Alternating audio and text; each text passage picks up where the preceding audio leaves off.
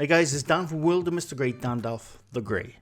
We're finally going to be looking at Amy's Crypt. Now don't panic, this isn't an exposed video or anything like that. We don't do that here. And before we get into it, I just want to give, for those new here, just in case you think I'm nothing but a hater, out of all the people in this little debunking community we have, I'm probably the most skeptical person out of all of us. But that doesn't mean I am closed-minded. I'm open to possibilities. I'm open to that we don't know everything there is about the universe. Plus, I might also be getting ill, so yeah.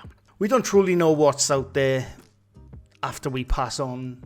Science, we have a very good knowledge of what we think probably does based on science. I'm more of a scientific person. I'm not a scientist. I say this all the time, I am not a scientist. But I remember back in 1994, at the comp, I was top of my class in physics for about 3 months.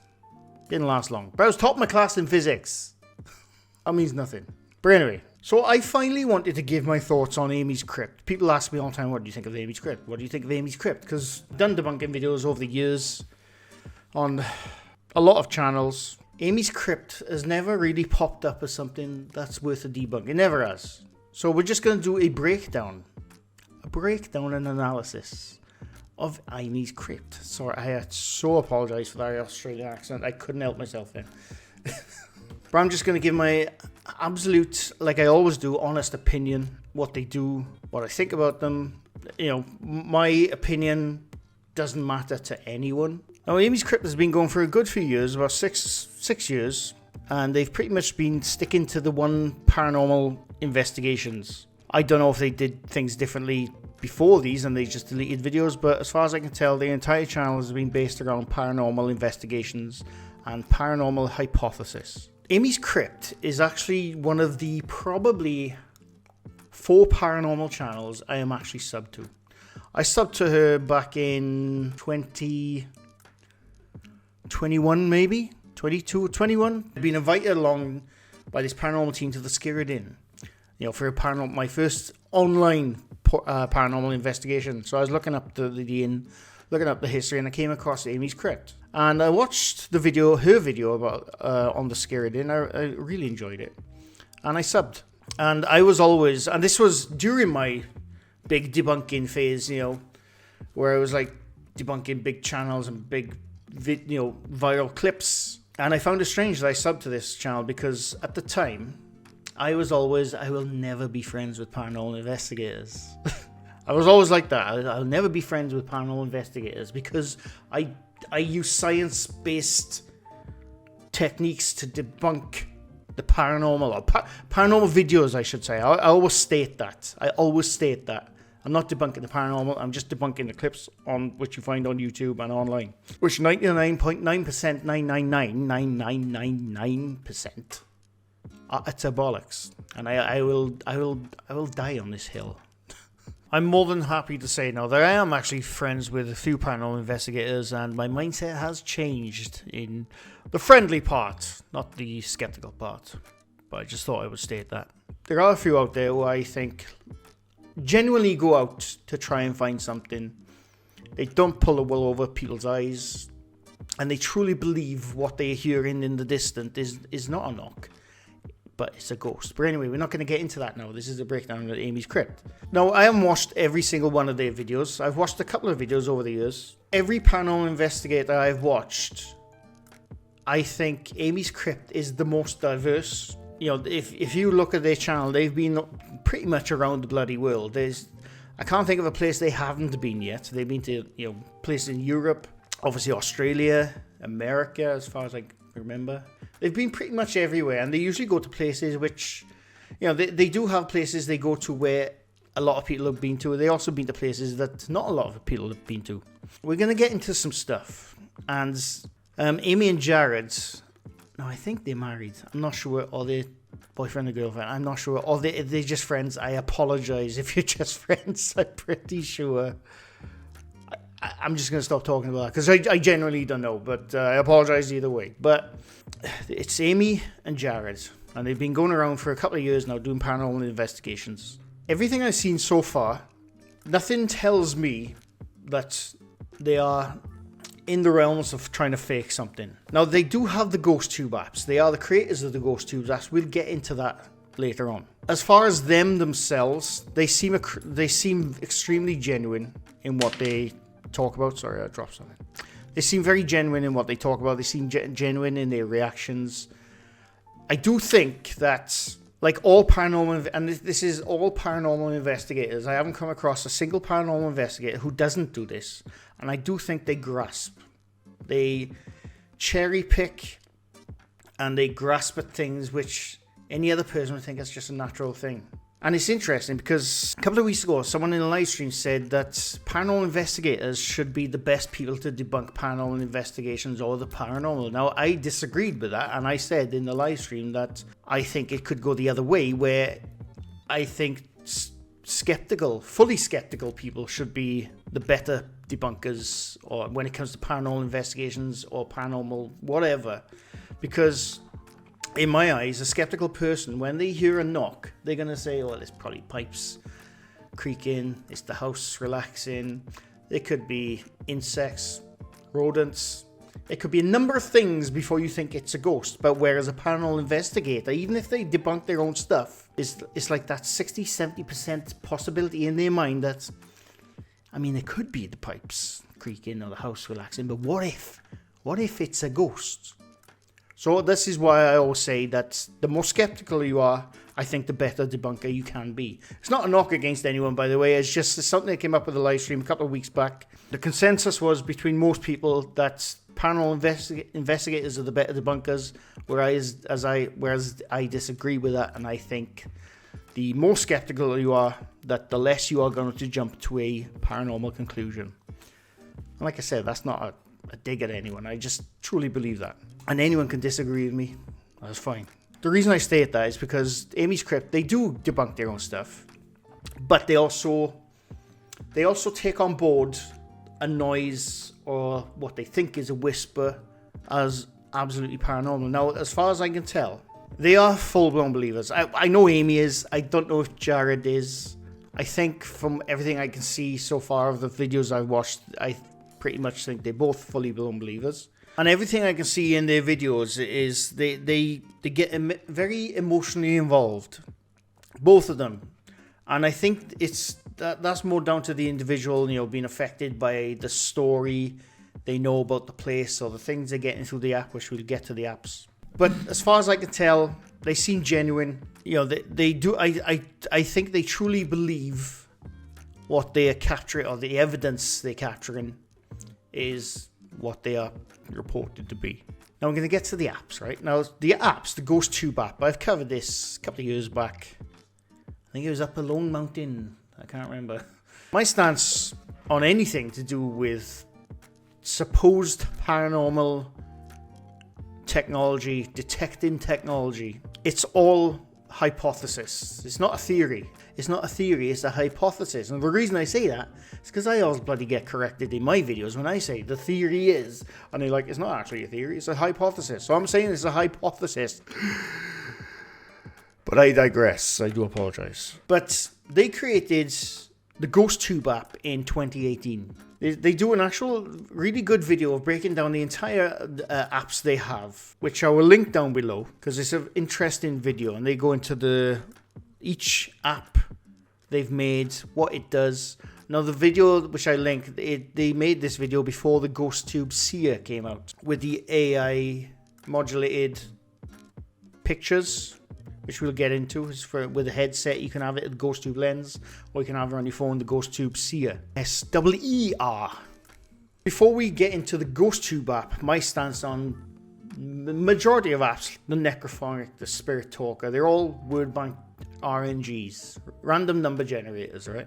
And the way most of them work, not all of them, but the way most of them work, some of them will just throw up words at random, a la Necrophonic.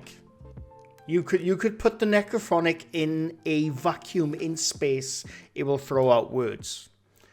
It's just the way that app is. Then you have other apps which use the magnetometer, never know what to say that, which in this case is what the GhostTube uses. Now the magnetometer, I hate saying that word. It's basically all modern phones have it. Phones have had that technology since probably the early to mid 2000s, but they were more incorporated in the mid 2000s. You know, it's basically what you can use as the compass on your phone. It's the reason your phone knows where north is. It's because of the magnetometer. I'm still saying it wrong. It doesn't matter. But the GhostTube app, the original GhostTube app, uses that to sense EMF, in whatever paranormal place you are. Now, if you ever watch their videos, the thing you can see on the screen right now with the bouncing bars and the green bar, that is the GhostTube app, which uses the magnetometer to detect EMF or electrical magnetic frequencies going around, and then it will pop up as the bar raising and lowering, like so. And it also listens, basically, obviously you have to have your camera and your microphone activated when you use this app. In the video, they talk about the GhostTube app. It's just, like I said, this was created by them, and it states that it's not a random number generator, an RNG word bank. It does have words in the bank. You know, obviously they put those words in there because it has to have words for it to be able to spout out. But basically the way it works is it'll use the magnetometer to detect something, and that'll like generate a word, or in their case an emotion, coming from the GhostTube app. And they go into detail I keep picking this up. I do apologize. I keep fiddling with this off the camera and making a noise. I do apologize. They do say in the video that it's not like other apps. I mean, they do also state that they're probably a bit biased because they created these apps, but they seem very genuine when they tell you about the app, that it is a theoretical piece of technology. Like I said, hypothetical piece of technology, but they do actually state that there's no evidence that this finds ghosts. It's just, it's going on the hypothesis that ghosts can manipulate the EMF in the surrounding area. But like, again, and this is my thing, this is always my thing, right? Again, there is zero evidence that EMFs, K2 meters, REM pods, cat balls, anything to do with like EMF, there's zero evidence to say that is ghosts manipulating the surrounding area. EMF is a natural occurring thing. It's all around you right now. Your body gives off it, although your body doesn't give off quite enough to set off those detectors. Electronic devices give it off. Power outlets give it off. EMF bounces off the ionosphere, atmosphere. Certain rocks will have it because of the minerals they made up. They give off like a low EMF frequency. So EMF is all around you. Just because you go to an abandoned place and like there's no electricity here, so why is this K2 meter going off? It doesn't matter. Your phones are pointing at it. Your cameras are pointing at it. You are looking at it. And like I said, there is a lot of natural EMF around. So you can never ever trust those detectors in the form of it's detecting a ghost. This is why I always say, when it comes to apps, so to speak, I disregard every single one. Like, there's paranormal investigators I know, and I've met up with personally quite a few who will use, like, for example, the Necrophonic app. I don't think they use it anymore, but they used to use the Necrophonic app, and they'd even say to me, "I know you think this is bullshit," and I'm like, "Yeah, I do." It's not that I think, I know it is, but they like to use these apps because when it pops up a word, say for example Frank, then they'll say, "Is there a Frank here?" And then the app will say bottom of the garden. So they'll go down the bottom of the garden looking for a Frank with zero evidence that a Frank ever existed in this place. And this is why I think you should totally disregard. If you want to take paranormal investigations seriously, I genuinely do believe that you should disregard any piece of technology. I mean, even the camera. I don't know why that would want to capture something. But I don't know why it would. Anything you see on YouTube where he's captured a shadow dude going across the screen, or a shadow or a peekaboo ghost peeking their head out of the corner and then peeking back in. Why they would peek around the corner is they're ethereal. Anything that's captured like that on YouTube is 100% fake. It's 100% fake. This is why I always say with other channels where I always say they're absolutely legit because they capture nothing. Knocks and bangs are not evidence. That's just them attaching relevance to a creaking house, right? But the apps, and this goes the same for GhostTube, the early stuff. We'll get into the other stuff, the Seer or whatever. But this is the same with the GhostTube. It's going to throw out a word, and paranormal investigators then will base their entire night on that app throwing out random words. And I think if you want to take things seriously with investigations, this is just my opinion, I think you should disregard pretty much 90% of technology when it comes to that kind of stuff. I know people, they try to record their findings. I understand. I totally understand that. I do understand that. And, obviously, if you don't have anything to record it with and you say, oh, well, I saw a ghost, then well, prove it. I can't because I wasn't recording anything. I understand that argument also. So I think it's a tough situation to be in where if you're a paranormal investigator and you want to record your findings, but at the same time you're going to get a lot of false positives from this technology, and especially with apps which throw up words. If you're asking, is there anybody here? And like I said, a Frank comes through. Frank never existed in that place, but our app has now told you that a Frank exists in the paranormal.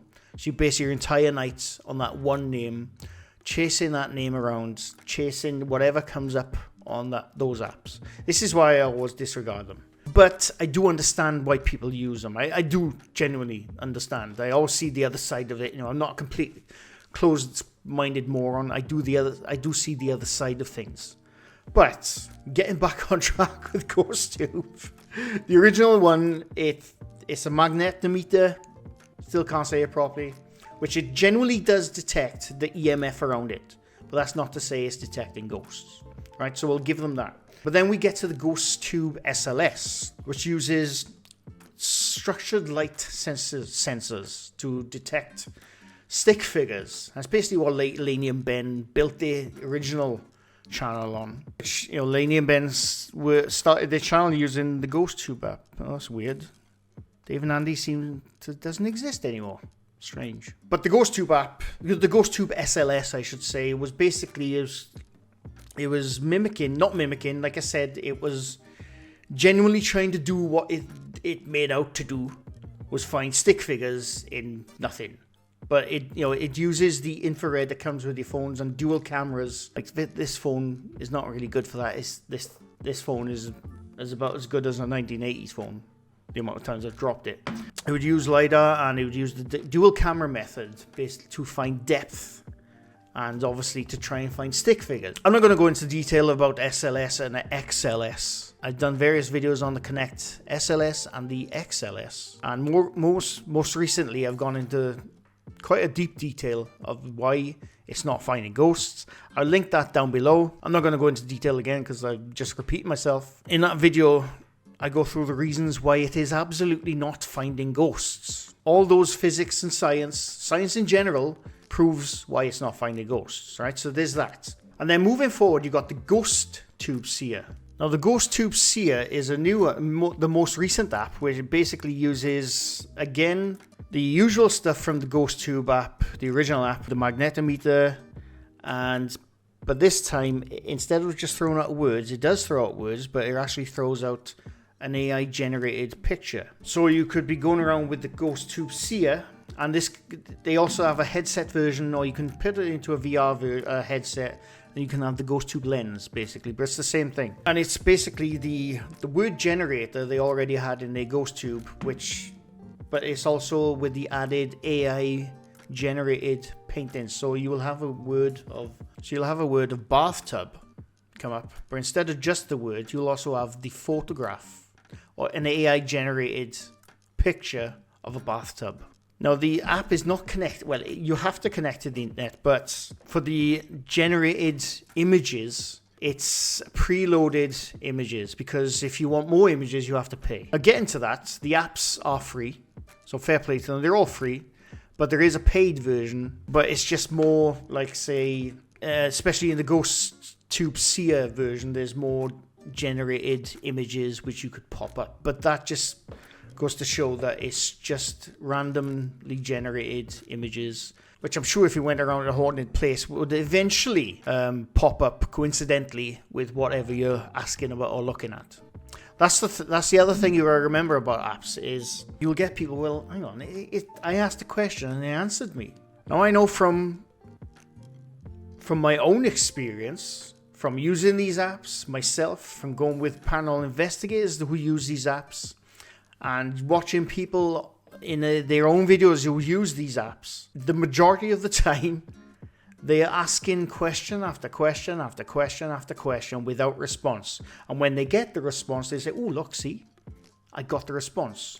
But you didn't see the 20 questions they already asked until a word popped up. And most of the time, like I said, they will ask, is there anybody here? And they'll get a word, ritual. I'm like, oh my God, ritual. There must have been a demonic entity in this house. And again, that writes the entire story for that night. You know, this is why I always say with apps. But like I said, with Amy and Jared's GhostTube, if I was a paranormal investigator and if I was a full-blown believer, GhostTube is probably the one I would use. Because, in all fairness to Jared, in that video, and Amy, they go into detail. They go into absolute detail of what the app does. It uses the genuine technology of the mobile phone in order to try and see if something's out there. Now, whether you believe that or not about what it is picking up is down to you. But at least it's not like Necrophonic or the other style apps which are just randomly spouting words out no matter what you do. Like I said, you can put the other kind of apps, you can put them down on the floor, leave it there for a couple of hours, it will spout out the same words over and over again. But at least with the GhostTube app, and I'm not endorsing the app, by the way. Like I said, if you want to take yourself seriously, I don't think you should use any apps myself. But if you were going to use apps, use the GhostTube app, because at least it's using real technology of the mobile phone. So my final thoughts on Amy's Crypt. I like them. I do genuinely believe they fully believe what they are doing. You know, they are finding evidence. And who am I to say different? You know, there's nothing ever been in their videos where there's like been fakery involved. There's a string, there's a mask involved. Nothing, as far as I can tell, has ever been thrown in their videos. It's usually they hear a sound, they hear a knock, and they use the app. And then obviously they base the investigation on those words spouting from the app. However you want to take that is up to you. But as far as fakery, I've never seen anything in that channel. But anyway, I just wanted to give my genuine thoughts on Amy's Crypt because I get asked about them all the time. And over the years, I've been making debunking stuff and debunking paranormal videos on YouTube. I always say I'm not debunking the paranormal, I'm just debunking bullshit videos on YouTube. It's very rare to come across someone who's genuinely out there to try and find something, who's genuinely passionate about it and doesn't get involved in bullshittery and shenanigans. That's my final thoughts on Amy's Crypt. I'm nobody. I'm not a scientist. Take my opinion however you want. But anyway, I hope you enjoyed. Leave a like if you like this video. Leave a sub if you're new to my channel. I do this quite often. That's it. Thanks for watching, and bye for now.